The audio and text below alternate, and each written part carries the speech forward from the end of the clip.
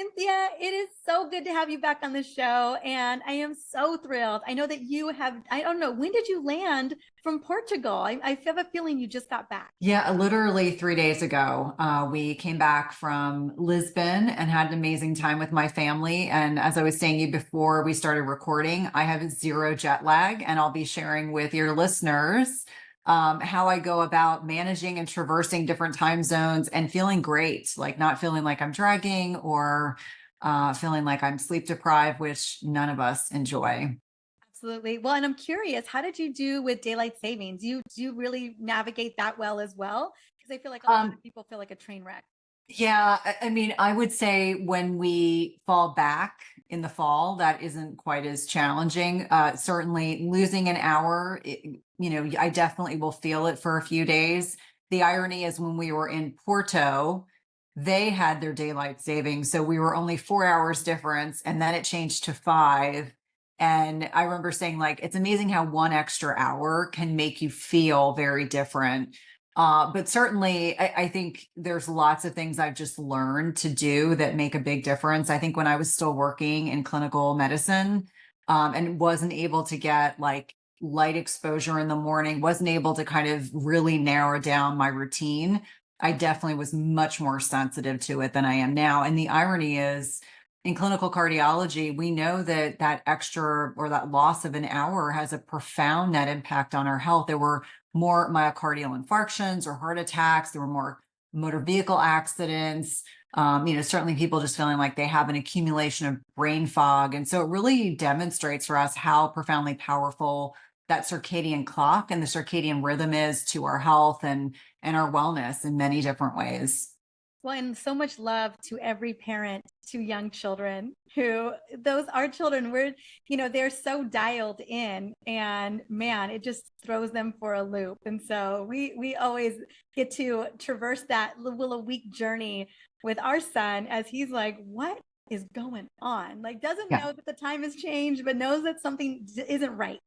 And so that's always a fun journey too. So shout out to all of you out there if that's happening to you. Or if you have the vampire like teenagers that I have right now, they are impervious seemingly to that difference of an hour. Yeah, all the parents out there, irrespective of what stage you're in, trying to either convince your kids to go to bed like I do a little earlier, or trying to manage like kids having meltdowns because they just can't articulate that they don't feel right. Like something definitely feels like it's imbalanced. I would also love to kind of explore since you just came back from, what is it, a 10-day trip, give or take? It was 8 days, technically 8 days. Yeah. And what you did, we were talking about my mold journey, your mold journey, and, just being kind of the canary in the coal mine. And, what does that look like? I was sharing with you that, we've had to move out, and three of the hotels that we moved into, the rooms immediately I knew it was moldy. So we had, right before we unpacked anything, I was like, call them up, like we have to move rooms. And yeah, I also have things, obviously I have supplements on me to help mitigate that. And so I was curious because you have no idea what you're walking into in a different country, a different state. And what are you doing, off the flight, before boarding a flight? I'd love to just speak into some of that. On how you're reducing your toxic load and helping to boost your mitochondrial support as well. Yeah. I mean, I would say at a very basic level, trying to ensure that you're getting adequate sleep is number one. And I'm sure we can unpack like some of the specific things that I'm doing, but we know there are supplements that help with sleep architecture. So I think about creatine in particular. I think about myo-inositol that are really helpful. And then kind of evolving into like deciding for yourself, are you going to eat on your flight, which can disrupt your circadian clocks? I tend to be someone like if I'm doing an overnight flight, I don't want to eat on the plane. Number one, because I'm probably not going to like the food. But number two, you're really disrupting that circadian clock. Like my teenagers can eat at 11 o'clock at night, not a big deal. For me, that would adversely impact my sleep quality, my blood sugar regulation. So on this flight over to Lisbon, I went to bed at 11 and I slept through whatever meal service they served because for me, I knew that wasn't going to be helpful. But when I start to think about other things that are beneficial, it's really thinking if you choose to eat on a plane, like really making sure that you are consuming foods that are going to help stabilize your blood sugar. So protein centric, maybe some healthy fats, eating the right types of carbohydrates. And by that, I mean vegetables. If you happen to get a flight where you're actually being served real food, or is it a bag of crap, which is my typical experience if I'm not fortunate enough to be in a area of the plane where they're serving real food. But I think when we're talking about how to navigate exposures, I think a great deal about hydration, like keeping it really simple, hydration and electrolytes. I think about binders, so whether it's chlorella, charcoal, consuming products like that. I think a great deal about making sure once you've landed, getting light exposure, so sun on your retina. So when I landed in Lisbon, you get off the plane and you're kind of jolted into realizing you didn't have a fantastic night of sleep, but trying to get light exposure, not wearing my sunglasses.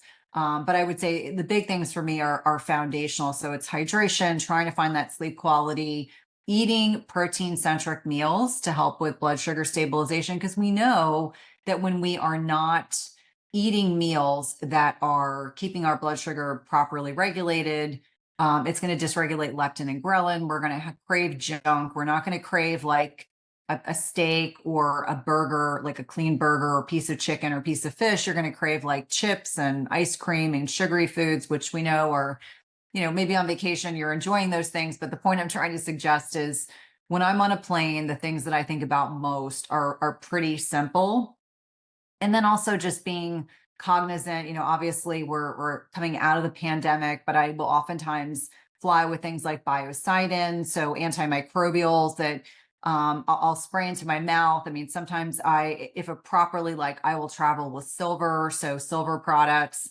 Sometimes I'll put a Q-tip up into my nares, into my nose, just to kind of help support that. I don't touch my face when I'm traveling. I tend to be very conscientious about washing my hands.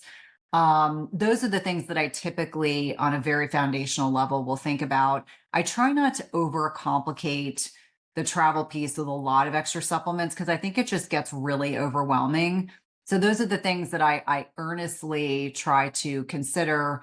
I also think I've just started trying some products by Beam Minerals, so fulvic and humic acid.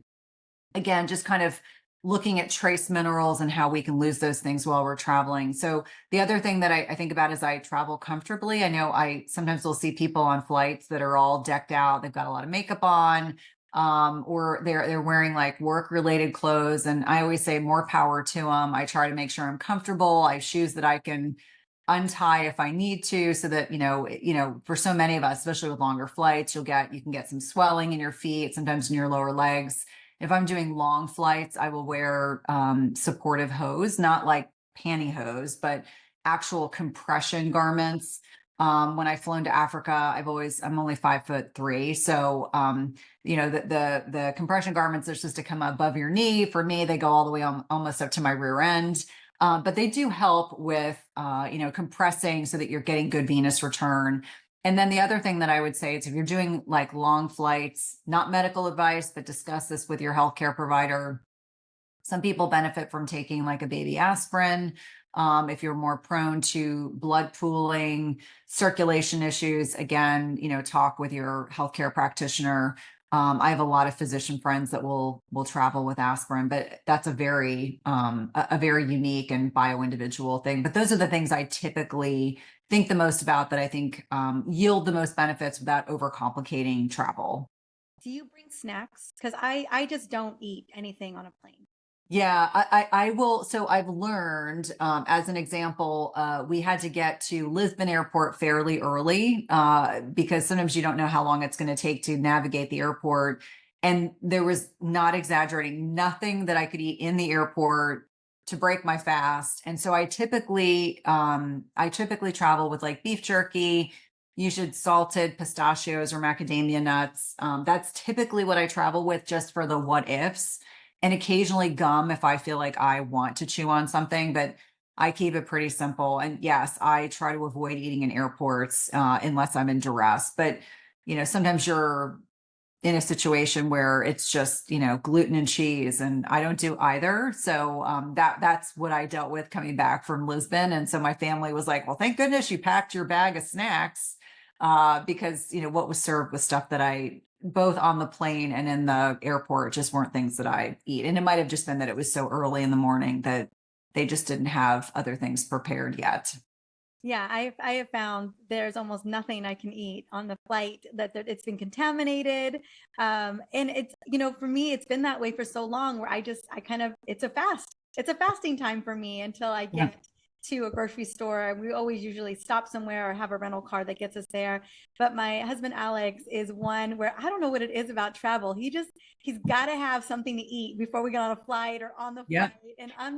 And now that we're obviously parents to a toddler, I'm like, it's like snack central, Mm-hmm. where I've got blueberries and cut up strawberries. I have protein snacks, and all of that. And so it's kind of become second nature for me. Yes. More than Yes. anything. But there were years where I just fasted. I would have like a Yeah. green tea, I'd have water with electrolytes and take some supplements to help reduce the toxic load and call it a day. So Yeah. Well, if it makes you feel any better, I think it was probably maybe 10 years ago that I got to the point with the boys where I didn't feel like I had to pack those things. Because with boys, their metabolisms are like hummingbirds, and they just get to a point like not only can they not eat enough to stay satiated between meals, but they're just so active. So now my kids are old enough that I'll say to them, you better eat when you get to the airport, because you never know what you're going to get on the flight. And I don't want you to be dependent on that. And sometimes they end up being hungry because they think that, my suggestions are just that. And I'm like, I'm going to make this recommendation. And if you choose not to eat, then your next meal is when we land. And so the 18-year-old has figured out for himself that when I make those suggestions, he tries to listen. But my 16-year-old generally thinks I know absolutely nothing. I always say, like, it comes full circle. They'll get to college and they'll totally appreciate their parents, but right now their parents know nothing. But I remember those kind of fun years where we would figure out, fun things that we could bring with us that were like new and novel for them, that they would enjoy eating. But my husband is like your son and like my boys. He gets on the plane and he's just happy to eat. Like, he'll eat from the moment we get on the plane to the moment we get off. And I'm like, if I did that, I would not feel good at all. no, I agree. I want to shift a little bit to blood sugar specifically and how critical that is. And although I've shared with a lot on the show about blood sugar, I think people don't realize how impactful it can be, not only for travel, but honestly, all day long, and why it is so critical for us to keep our blood sugar balanced, especially for women who are in midlife, which is the majority of women who are listening to this podcast. Yeah, I think that this is certainly something I didn't learn in my undergrad or graduate program. It was something that I learned, pretty readily in cardiology, just in talking to so many patients that, they were told to eat their heart healthy grains and eat little to no protein, and they were never satiated. I was always very proactive about tracking blood sugar, tracking blood glucose, whether it was with a glucometer, which preceded, the continuous glucose monitors. But I think for a lot of individuals, understanding that a lot of the hormonal fluctuations that are starting to occur in our late 30s lend themselves to us losing insulin sensitivity. And for anyone that's listening, blood glucose and homeostasis in the body are really instrumental to not just metabolic health, but cognitive health. I mean, every body system in our body benefits from having a tightly controlled blood glucose level. So we want our blood glucose ideally in a fasted state to be between 70 and 85. That's a good, healthy number. And I always like to point out that a fasting blood sugar, if it's a transient in the 90s, not a big deal. But if you notice that your blood sugar over time is trending 95, 100, 105, you're obviously heading in the wrong direction. And one of the things that can happen is, as we are getting older, we're losing muscle mass. We know muscle is this huge glucose reservoir and is so important for scavenging up, glucose. We have these GLUT4 transporters and our muscles. So even taking a walk after a meal can be helpful. So we start losing muscle mass, which impacts insulin sensitivity. We get fluctuations in some of these key sex hormones like estrogen. It's interesting, in perimenopause, we can have some of the most wildly fluctuating levels of estrogen, estradiol in our entire lifetime, but it doesn't mean it's high every single day. So as we're, depending on where we are in our menstrual cycle, depending on where we are in this perimenopause trajectory, especially the latter stages, this loss of estradiol can impact insulin sensitivity as well. And then just being less physically active. How many women in their late 30s, early 40s just aren't as active, whether it's, going to the gym or just that non-exercise induced thermogenesis, we're just less physically active. And then you add in some of the changes that are occurring in perimenopause with regard to progesterone that can absolutely impact not just where we are in our menstrual cycle, but sleep quality, falling asleep, staying asleep. We're a little less stress resilient. We have more issues with cortisol regulation. Cortisol is not a bad hormone, gets a bad rap, much like insulin. So helping people kind of navigate this stage in our lives and setting them up for success so that they understand, like, these are the things I wish I knew, Mariza, in my 30s before perimenopause even started, because I know that I would have navigated those changes. But when we talk specifically about blood sugar regulation, why it's so important is that we know that, when you eat a meal, we get a blood sugar response. That is completely appropriate. I think we have gotten to a point where the term spike has been equated with negativity. We do expect, if we have a steak and a potato and some broccoli, we are going to get a transient shift in glucose metabolism, dependent largely on what we're eating, quantities, etc. But now we've gotten to a period of time where people are now paranoid on a continuous glucose monitor. Oh, I saw a spike. And I'm like, well, I mean, a spike of 20 points is not the same as a spike of 100. Obviously, if you sit down and have a piece of birthday cake once a year and you see a massive blood glucose excursion, that's a one-time thing. But if you're seeing that every day, then that's something we want to be cognizant of. We know that blood glucose response is important based on what we're eating, how physically active we are, etc. But it's also important because if our blood glucose is elevated over time and our cells become less sensitive to the effects of insulin, insulin acts like a lock and key to help move blood glucose intracellularly into the cells.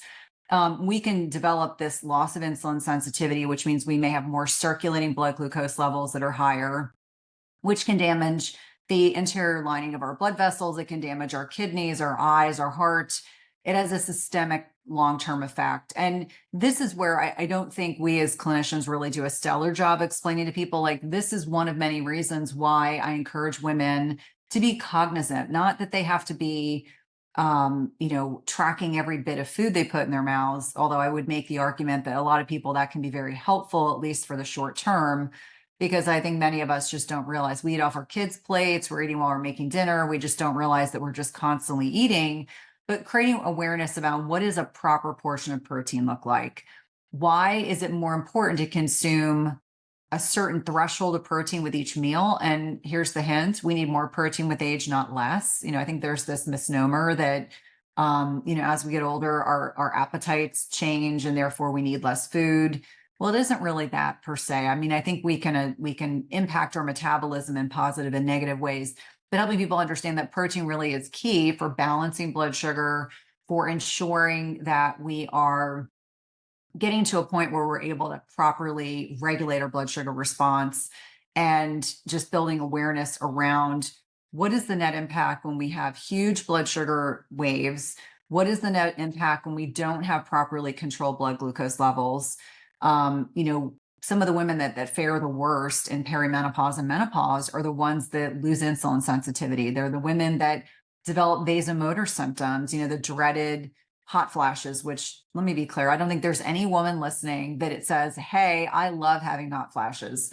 No, generally we don't. And what's interesting is if you look at the research on hot flashes, just in and of itself, we know they're a prognostic indicator for metabolic health. We know that there are differences based on age ranges, racial differences, socioeconomic differences. And this is why I think it's so important. Like, hot flashes don't have to be your destiny. Like, I have actually spoken very openly that I only get hot flashes if I drink alcohol. It's one of many reasons why I stopped drinking alcohol. Not that I ever drank excessively, but it disrupted my sleep, and for a lot of people, that sleep piece can be important. So I think when we're having the conversation about nutrition, it really does lend itself to helping women understand like what's going along what's going on physiologically in our bodies that is impacting our ability to navigate metabolic health and wellness throughout our middle age continuum. And the women that do the best in perimenopause and menopause, in my humble opinion, are the women that are doing lifestyle mediated interventions, in addition to what is appropriate in terms of supplements and HRT or medications. And there's no shame in that. We can certainly talk about it.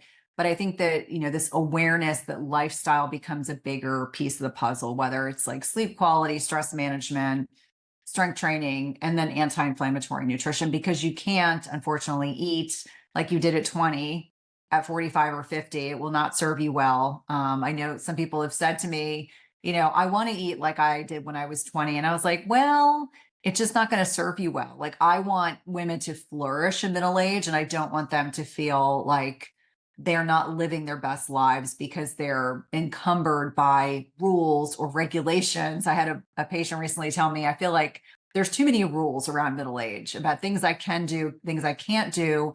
And so I encourage her, like I would encourage any woman, to find the reframe. Like, it isn't that you can't have this and this and this. You're choosing not to eat those foods because it does not serve your best interest. Like, what are all the other things you get to do by not waking up with a hangover, not waking up feeling like you want to eat everything that's not nailed down in your kitchen, etc.? Like, what are the benefits of taking care of you? Because I think in many ways, women in our society are conditioned to take care of everyone else but themselves.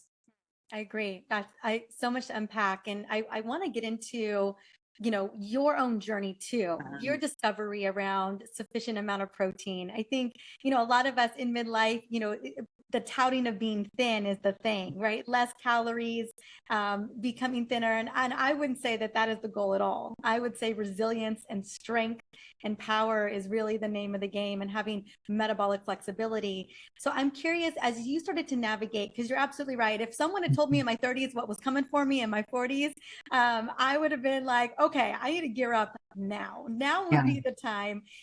So around your protein consumption, around what were some of the big aha moments for you wearing a continuous glucose monitor? Because there is something to be said about those aha moments. There's that fine line between being over paranoid because you see a spike that really isn't a spike. So kind of the nuance of what that is, and looking at glucose variability over time. But then, so what were some of those aha moments, and what were some of the, like, when things started to kind of, I don't know if they hit the fan for you, like, and Oh, they totally did. They totally did. I mean, I always say, like, let me be the example of what not to do. So let me set the stage. At the time, 10 years ago, early 40s, my husband did a lot of international travel. So I was solo parenting. I worked for a very large cardiology practice in Washington, D.C. I had a lot of autonomy, which is both good and bad. So it meant sometimes there was not a physician in the hospital, and I was making calls like a physician would be. So a lot of responsibility with a very sick patient population. I really enjoyed exercising, but I didn't realize that in my early 40s, the exercise that I had been doing for 10 or 15 years was not the right type of exercise, like CrossFit type, intense, high intensity interval training, like 4 or 5 days a week, getting up very early, probably not getting enough sleep. Cause I was one of those moms that my kids went to bed and then I would play catch up when I should have just gone to bed.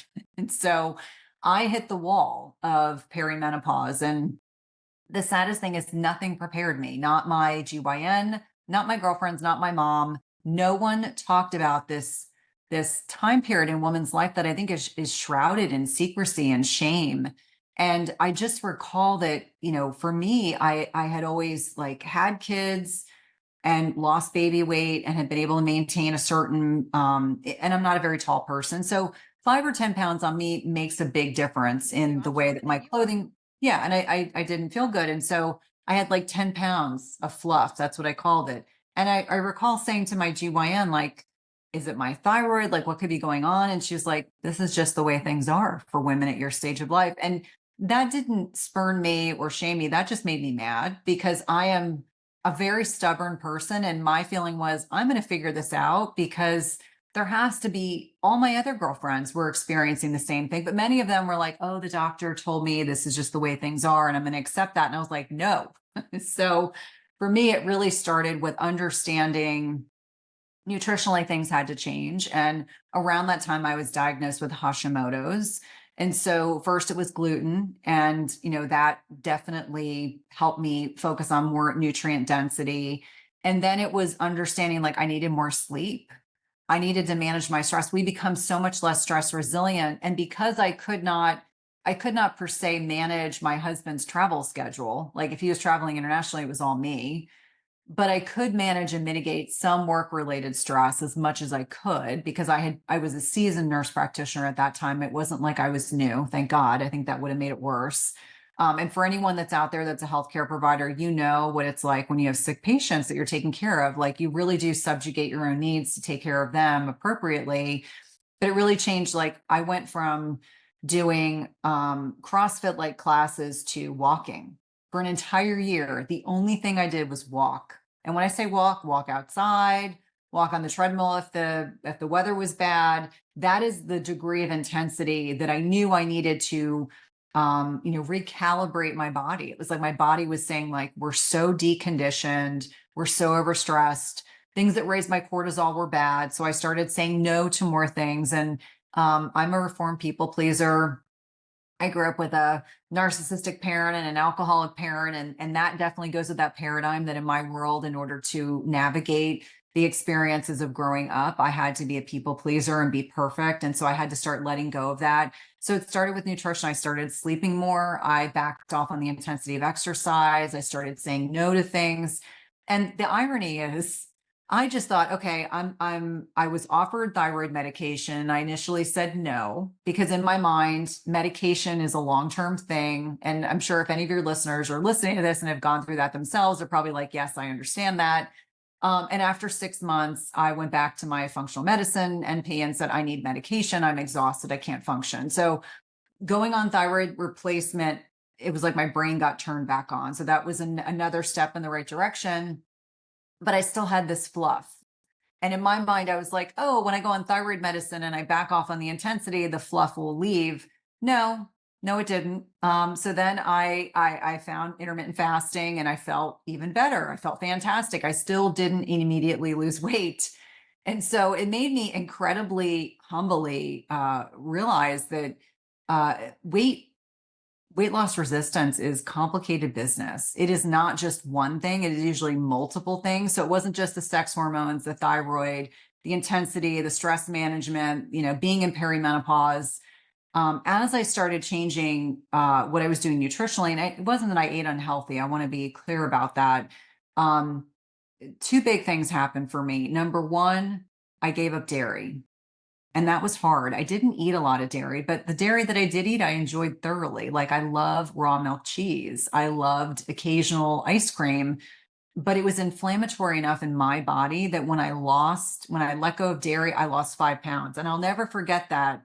I couldn't have believed it. If someone had suggested like give up dairy and you'll lose 5 pounds, it made me realize like how inflammatory that was in my body. That may not be the case for everyone, but I do sometimes encourage women when they're weight loss resistant to consider an elimination diet at a very basic level. It can uncover a lot of things that for you in a bio-individual perspective may be contributing to weight loss resistance. The other thing that I started doing was considering that maybe something environmentally for me was contributing to this weight loss resistance. And I'm married to an engineer.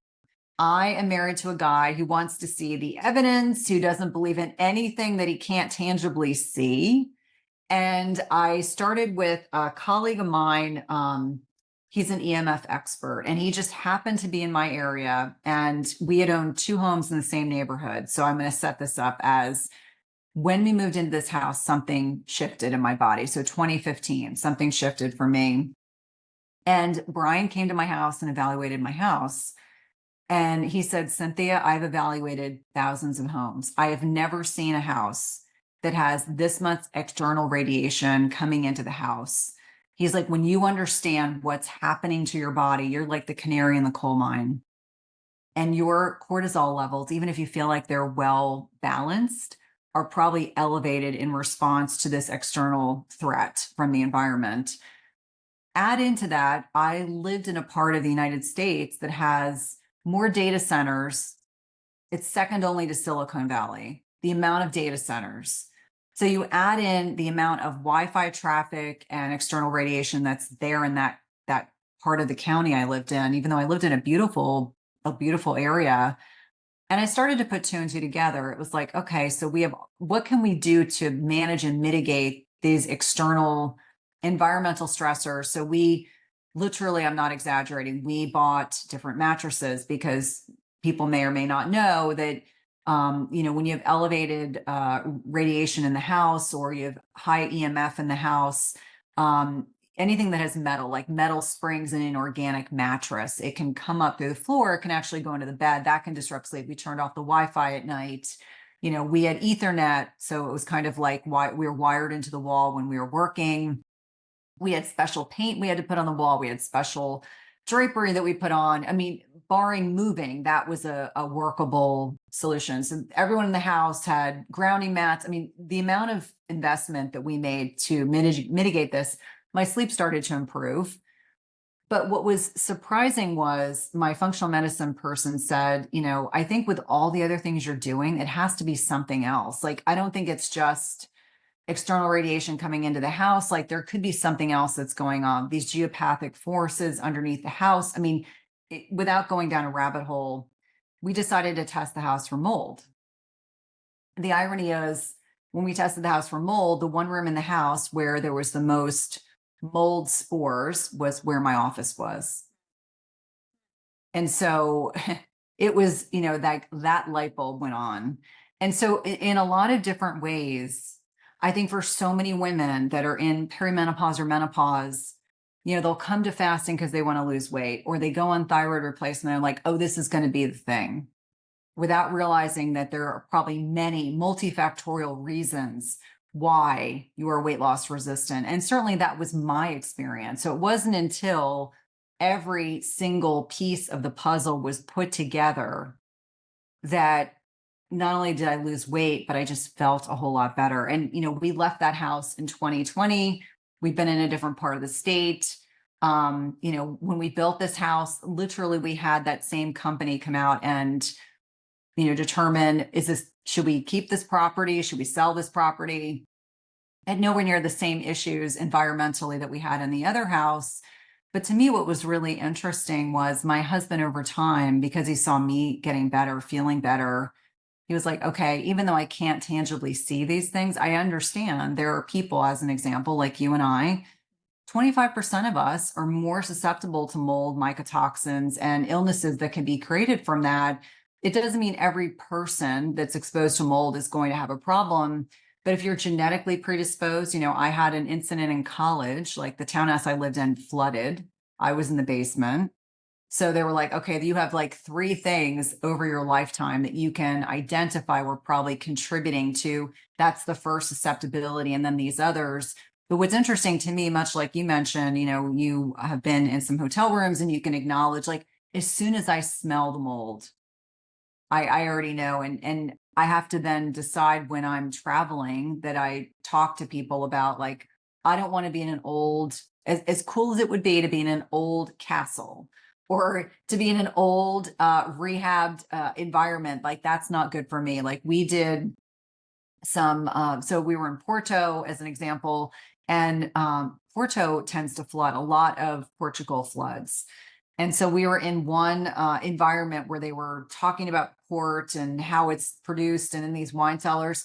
And I said to my husband, I was like, I can handle being here right now, but when we go back to the hotel, I'm going to take some binders. I'm going to hydrate a lot. But that's like not an environment I can be in long term. Like old dusty documents, as fun as it is to go to historical environments, the air filter piece, I can't travel with an air filter, but we certainly have them in the house. And so I think when we're navigating these conversations around perimenopause and menopause, there are many of us that are the canary in the coal mine. So maybe 100 people get together and maybe 5% of us are more susceptible to some of these exposures. But I think that perimenopause gives us an opportunity to identify why it's so important for us to really take care of ourselves. Because what I got away with in my 20s and 30s, I couldn't get away with now. And I'm totally okay with that. Like, not only do I not want to do the crazy intense exercise, I work out intensely, but differently. It's feeling the lack of desire to say yes to everything, to be that people pleaser, advocate for myself, to say no to alcohol, say no to gluten or dairy or the things that don't serve my body well, is a way of honoring my health. And so I think for so many of us, it's reframing this stage in our lives to understand for each one of us, it might look a little different. I'm not suggesting to everyone listening that everyone has to do an elimination diet, but I do find that a lot of women have to make adjustments in their lifestyle to ensure that they are feeling good. And I would lastly just tie in, it's really been since I met Gabrielle Lyon, our mutual good friend. When I met her 4 years ago, and I say very openly, like, I can't think of many people that have had a larger impact on my life personally, because it shifted my perspective so substantially around protein and understanding like I needed more, not less, and making sure I was doing enough strength training. And so those things for me become very important, like very prioritized, irrespective of where I am, where I'm traveling. It makes me laugh when I'm trying to do protein math in my head. Okay, that portion of protein is a little tiny. And sometimes I'll be in a restaurant, I'll say, can I get a double portion of protein? Which is never a problem because they're happy to charge you for 2 portions of protein. But it opens up opportunities to have conversations, because people will sometimes say, oh, are you on a high protein diet? And I'm like, no, but if you understand, we really do need at least this threshold of protein. And here in the United States, most restaurants serve minuscule protein portions. When I was in Portugal, I was shocked. The protein portions were generous. There's not a lot of like fluffy rice and pasta mixed in with their dishes. A lot of emphasis on food quality, and the protein portions were ridiculous. I'll have to send you some photos of some of the meals. But they're very protein centric. They acknowledge how important it is to be, hitting those protein thresholds. And so I think that's the last piece I would tie in, like, very humbly, since I've been hitting those protein thresholds consistently, along with strength training, along with stress management and sleep, it has made all the difference in my quality of life. Because one thing that people understand about, like, as an example, not every woman is losing testosterone as they're getting older. I am unfortunately not one of those people. The first thing that precedes before you lose muscle is loss of strength. And so if any woman is listening and you get on an airplane or you're helping someone at your house and you go to lift something above your head and you're like, whoa, wait a minute, my body is telling me I may not be able to do that. That's the first sign of this muscle loss with aging. It is preceded by loss of strength, and we want to avoid that. Like it is one of the most important things to avoid frailty, to avoid. How many patients I took care of that were my age in the hospital and couldn't get off a bedside commode. I never want to be someone that can't get off the toilet at some stage in my life. So just understanding that these activities of daily living are really so important. It's less about ego. It's less about the phenotypic changes that we like or don't like to see as we get older, and more about functionality and why that's so important. Yeah, I would love to have you speak into your why. Obviously we're not getting any younger. Right? Yeah.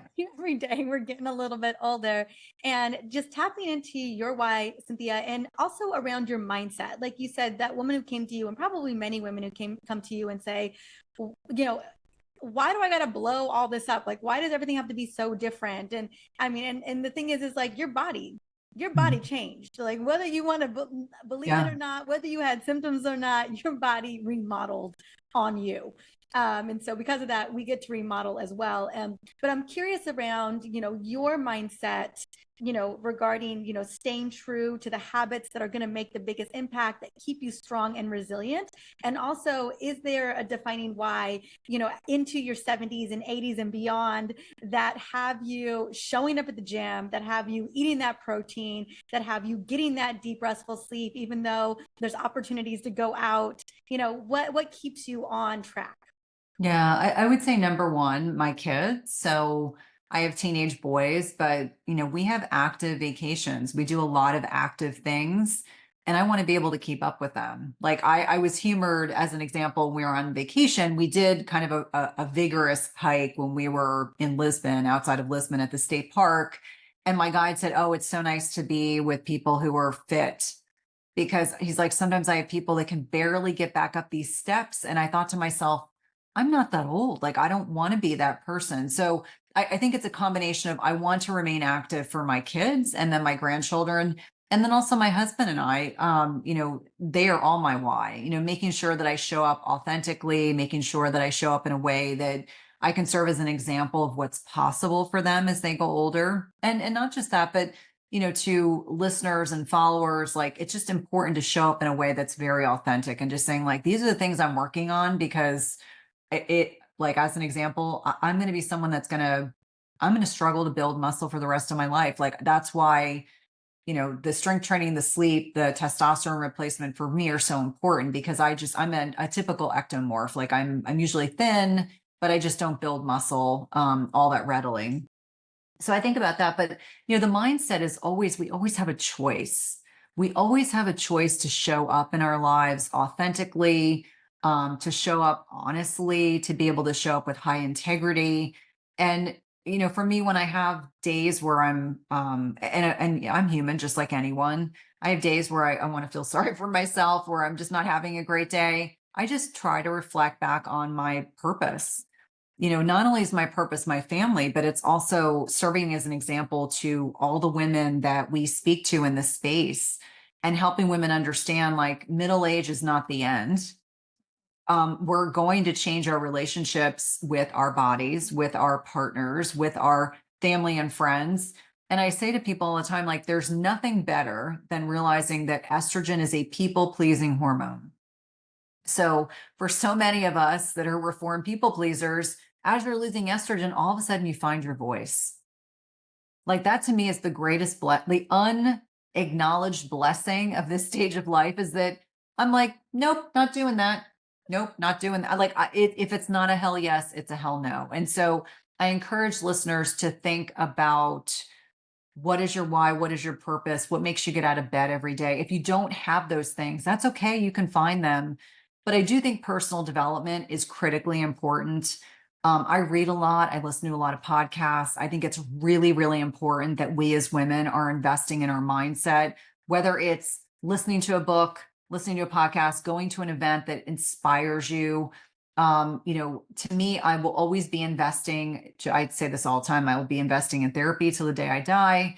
But I'm always trying to work on my stuff. Like, I acknowledge I have intermittently been in therapy since I was 20 years old. I think it has made all the difference in my personal and professional life, because I've done the work and I can call myself out on my BS. Like, I don't pretend it's there and not deal with it. I'm human. I do get triggered. I trigger other people, not purposefully, but I'm always working on my stuff, because it allows me to show up again with that authenticity, with integrity. And so the personal development piece is something I would leave every woman with. And it doesn't mean that it has to be hokey. I mean, there are people I love following on social media, because they're a positive example of what I'm striving for, in terms of mindset, like the holistic psychologist, as an example. Um, Probably one of the greatest podcast interviews I've ever had, because I was so ready for the message. I had been doing the internal work, and you connect with people like that. And it's just really gratifying to know, like, had I not done this work, I wouldn't be in this mindset space. So getting back to your original question, I think when we're finding our why, we're navigating these changes, it really is looking internally to ourselves and being really honest about what's working and what's not working. And for each one of us, that might be different. It might be letting go of obligations you no longer want to deal with. I feel like the pandemic for me was a huge reset. So not only in 2019 was I hospitalized for 13 days and was very sick, but the 2020 came the pandemic, and there was a huge shift in my life personally, because I cleaned house, if you will. I defined greater boundaries with certain family members.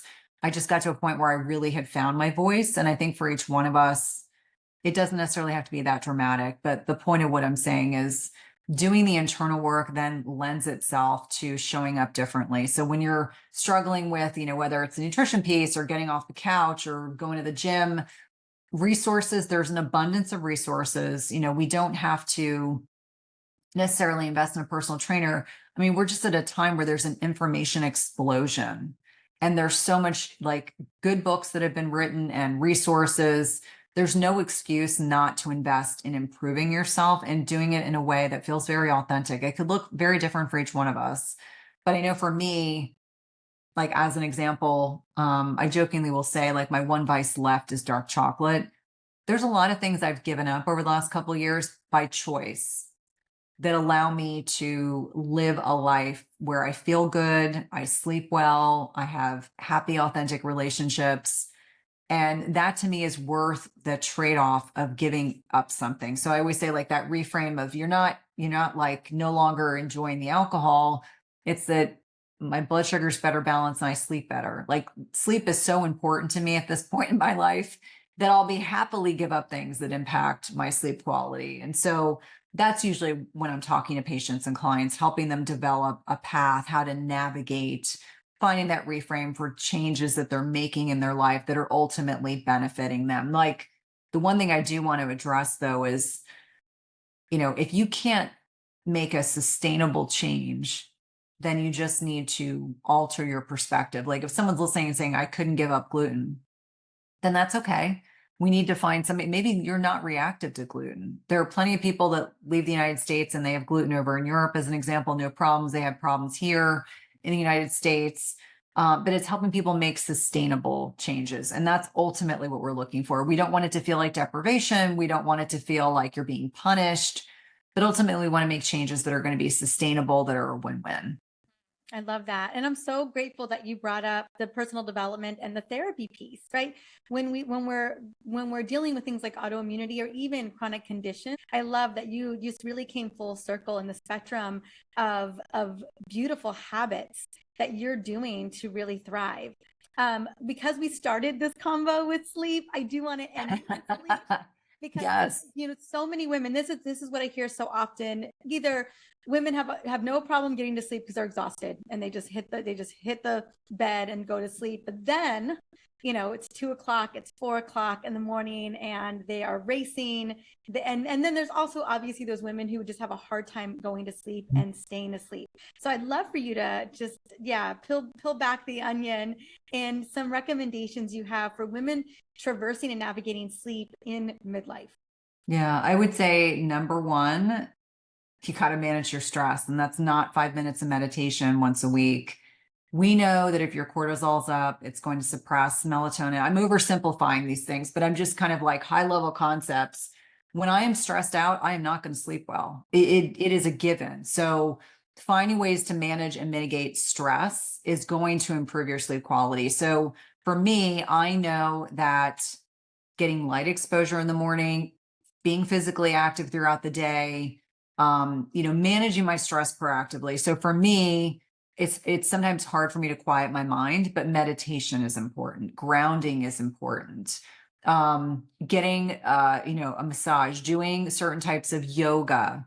I like to move my body. So for me, oftentimes stress reduction may be just taking a walk, like something really simple, reading a good book, connecting with your loved ones. Like we know oxytocin, which is this beautiful hormone, hugging your pets, hugging your kids, having an orgasm, having sexual intercourse with your spouse. If you're still on the breastfeeding stage of, mommydom, oxytocin is released when we breastfeed our babies. It helps with bonding. So oxytocin can be very helpful. And then I think about adaptogenic herbs like ashwagandha, rhodiola, relora, all can be very nourishing for the adrenal glands, and understanding that as we're losing our sex hormones, navigating perimenopause and menopause, we just become less stress resilient. So that's an important realization. This is not like a one and done. This is for the rest of your life. You have to manage your stress. So that's number one. I think, sleeping in a cold, dark room. I mean, my family has gotten accustomed to sleeping at 65 degrees at night. Makes a big difference. I mean, I have friends that will reach out and they're like, my husband won't let me keep the thermostat below 70. Well, you need to have a conversation about the fact you don't thermoregulate quite as well as you did at 20 or 30. And, you don't want to provoke a hot flash. So cold, dark room, we have photoreceptors throughout our body. So sometimes people will say, I don't need a sleep mask. Yeah, you probably would benefit. In fact, my husband, it drives him crazy. If I have my sleep mask on, I sleep 2 hours longer than he does. And so I remind him, we've got photoreceptors in our skin, on our eyes. I mean, so light will disrupt that melatonin secretion, and helping people understand not eating too close to bedtime. Usually we say 2 hours. If I were to have a big meal and try to fall asleep, that would be a joke. And it has, again, a lot to do with these circadian clocks. We have them throughout our bodies. It's not just the pineal gland secreting melatonin. We have circadian clocks throughout our bodies and our digestive system. And so if you eat a big meal an hour before bedtime, your body's like, stop secreting melatonin. We got to increase cortisol and deal with this food bolus. I think those are very basic things. Beyond that, I think a great deal about things that help sleep architecture.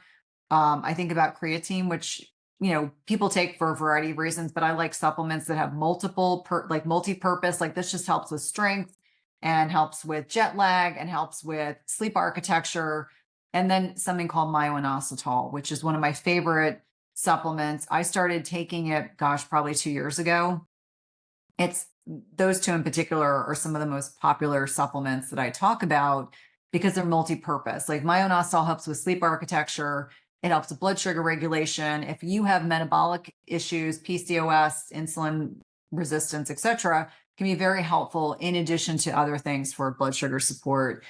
And then I think about, I have a whole laundry list of things that I think about, but ultimately I think it comes down to just like when my kids were little, they always slept better when they were physically active.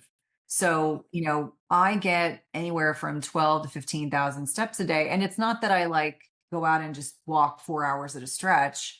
It's making sure my dogs get walked in the morning, they get walked midday, they get walked in the afternoon, but just being active throughout the day, making sure I'm getting that strength training in a couple days a week, making sure that I'm just physically active and not sitting on my bum all day long. I think those are really important foundational principles. And then, the last thing that I would add in there is hormone replacement therapy. And unfortunately, yep, because of the Women's Health Initiative in 2002, we have a whole generation of clinicians that are still fearful to prescribe hormones and women that are petrified to take them. And I tell everyone, if I'm looking at an intake form for a patient, 99.9% of the time I know if they're taking HRT, because especially in menopause, the difference in sleep quality is tremendous. Progesterone helps us fall asleep. Estrogen helps us stay asleep, along with a myriad of other things. But the women that are not on HRT, I mean, they're waking up at night. I mean, it becomes, and that just feeds this blood glucose dysregulation and insulin resistance. I mean, it becomes this unwieldy way of trying to navigate. Actually, I sometimes when I talk to women and they're 10, 15 years into menopause and I haven't had a good night's sleep in 10 or 15 years, I'm like, no wonder why you have poor metabolic health. No wonder why you have brain fog. I cannot imagine, for all of us that remember what it was like having little people, especially babies and toddlers, and they just don't sleep well. I remember telling my husband, if I didn't get a good night of sleep, I was going to jump out the window. And I mean, I wasn't going to jump out the window, but I just remember being so sleep deprived. And so, sleep is foundational to our health. So if you are not getting good quality sleep, that is the first thing to work on. It is not intermittent fasting. It is not going to the gym and killing yourself. It is not food restriction. It is address why you're not sleeping. It can be a lot of different things. It might not just be what we've talked about. It could be, underlying gut health issues. A lot of people, yeah, I mean, a lot of Stress, people. you nailed it. Yep. That peak of cortisol, we start to experience 2 o'clock, 4 o'clock. So that's when women, I was Yep. like, tell me Your about mind is racing. Yeah, mind is racing. I'm like, you don't have enough melatonin to suppress. Yeah, no, and the other thing that drives me crazy about melatonin haters, we make less melatonin with age. It's a master antioxidant. There are so many people out there, they're like, melatonin is terrible to take. You'll, infringe upon your endogenous production of melatonin. I'm like, listen, those hormones are going south, and you can take supplemental melatonin and support your body in different ways, or you can just fearmonger people. And so I think that it's important to provide some context of, if we know many of our hormones, they're not optimal in perimenopause and menopause, there are so many ways to support and optimize and do it in a way that doesn't feel like you're taking a whole bunch of stuff. Like someone asked me one day, how many supplements do you take? And I said, it depends on the day and what's going on in my personal life. But I think for each one of us, it's finding the right balance to be able to support our bodies and to be able to support our health, because, you know, getting older is ideally what we want to be. Getting older, we want to be around for a long time. But that quality of life piece does not need to be, impacted in a way that we can't enjoy our lives. And I think that we're really harming ourselves ultimately if we're not having those open, honest conversations, just as women, as clinicians, so that people understand, like, if you're younger, this is what's coming. And then these are the things you can do to navigate, perimenopause and menopause. I tell everyone the beginning of perimenopause for me was very bumpy.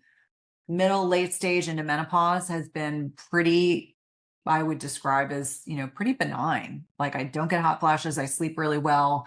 But I think it's because I learned very quickly. Like I always say, I have a very smart dog, and like he puts puts pieces together and figures things out. The critical thinking is there. And so for so many of us, it's figuring out what are the things I need to change so that I can improve my quality of life and feel good. Yeah, I agree. And I agree with the melatonin. I mean, even and depending on whatever journey you're on, right now, as I've shared with you in full transparency, I'm on a full mold protocol because I am also canary in the coal mine, and a part of reducing the neuroinflammation for mold and mycotoxins in the brain, which is, if you're exposed to mycotoxins, they're going to go there, is melatonin at night to reduce the inflammation and the damage there. Mhm. So I'm on 10 milligrams of melatonin just to manage Yeah. the mycotoxin damage. Yeah. And Yeah. that's just the phase of life that I'm in right now. Also, I co-slept with my son last night, and he woke up so many times I can't mainly because we're in a different place and we weren't regulating the temperature. So my little guy was waking up hot and Yeah. needing water. And so guess who woke up to get him water Yeah. 12 times last night? So I woke up this Mhm. morning feeling like, cool, like Yeah. someone knocked me upside the head. And Yeah. we're just, do your best to navigate, what life is offering and pivot because of that. So I got outside immediately this morning to kind of reset my circadian rhythms. Like, again, like you said, every day is going to be a different day depending on what life is offering Mhm. you in that moment. And then kind of pivoting based on that as well. So I wanted to just speak into many of the things you talked about, because I'm like, oh, this is my reality today. Yeah. Absolutely. And I think it's just important for people to understand that there's so many options. Like, it's not that like our reality is everyone else's reality, but I encourage people to try different things. Like, be open to the possibility that adding a supplement or making a lifestyle change may make a huge difference. I mean, I could talk about sleep all day long because that's something I'm particularly passionate about, but there's so many different avenues and the net impact and, metrics that you can use, from Whoop bands and Aura rings and Apple watches and all these different ways that we can track data to kind of corroborate. Like, I'm sure if you looked at metrics from last night, it would say, okay, like you're up and up and up and up and It up. wasn't great. Yeah, exactly. But that's like advanced level stuff. Like, don't run out and buy the Aura or the Whoop band. Like, deal with the foundational things first, and then add in those fun data mining tricks. Cynthia, honey, oh my goodness. I just have loved every single, I'm just shaking my head the whole time. If you guys are watching this on YouTube, I'm just like, um, where would you love for us to find you? Obviously, you have an incredible podcast. Oh, it's so good. Your Instagram is amazing. But is there anything that you want us to directly grab from you today? Yeah, I would love for everyone to check out my YouTube channel. I've been really diligently working on it the past 6 months. Like, we're starting to gain some traction. So it's slowly, it's like the little engine that could, it's like slowly gaining traction. But you can definitely catch me there. My website gives you connections to all these pieces of the puzzle, including the podcast and social media channels. And looking forward to having you on as a guest as well. But my podcast is my passion. That is like one of my favorite things I do in my business. I'm very, very dedicated to helping to amplify women's voices and perimenopause and menopause, and doing it in a way that's really authentic and science-based. And, sometimes it's anecdotal evidence, but really helping women amplify the things that I think really make a big deal in this stage of our lives, and doing it in a way that's authentic and not scary.